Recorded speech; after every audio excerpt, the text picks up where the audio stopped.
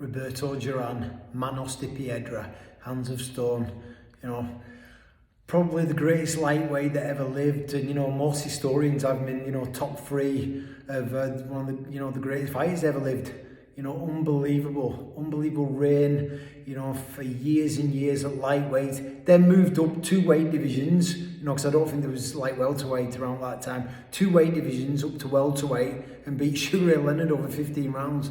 Unbelievable, what this man has achieved in his career. And lots of stories about, how he beat Leonard, because, Leonard was the Olympic champion, the golden boy. And they fought in Quebec in Canada. And what Duran did was he got inside Sugar Ray's head. Bit naughty, to be honest. He taunted and was really disrespectful about Sugar Ray's wife. Shouldn't have done that, but it's war. End of the day, he needed to make Leonard come and fight him. Come and have a big macho fight, which he did. Leonard, tried to stand toe-to-toe and have a war, and Duran beat him on point. And, it was a massive feat. He was a legend going back to Panama after beating the great Sugar Ray Leonard. And then they had the rematch. A lot of mind games going on there, because Sugar Ray Leonard knew Duran was out partying. He put about 3 to 4 stone on. And Leonard, basically, they give Roberto 6 to 8 weeks to get in shape for the fight, for the rematch. So Duran being Duran, macho man, didn't turn it down, said, yeah, I'll fight. So he had to lose all that weight. And then what happened was the famous no mas, where Roberto turned his back. But, like I say, he'd had to lose all that weight. He was so weight drained, and Leonard was giving it all that and then jabbing him. And all Roberto wanted was a fight, a big tear up.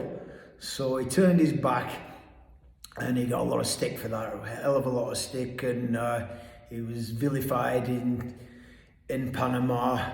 But, he got on with it, and he went up another weight, and he beat the great Davy Moore. It's unbelievable what Duran achieved.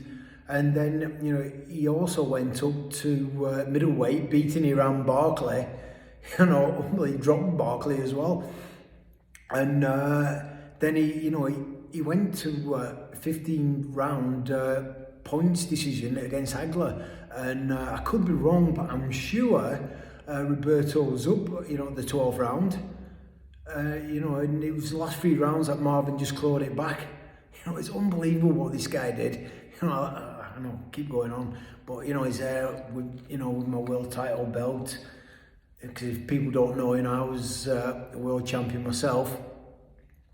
And when we did this night together in Birmingham, he actually went up on stage and said, I met another former world champion, become friends, the famous, the crazy press-up man, because I broke the Guinness World Record for press-ups. And it was just a fantastic night, and one of the greatest, nights of my boxing career was with, Roberto. And I've done nights with everybody else, and I've become, really good friends with Marvin Hagler, God rest his soul. And I'm going to be talking about, all the 4 kings, Well, this is about Roberto.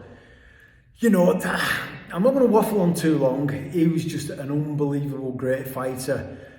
And one of the greatest fighters that ever lived, and he's just Roberto Duran. What more can I say? He was Mike Tyson's hero as well. He's just a fantastic fighter and an all-round brilliant person to meet.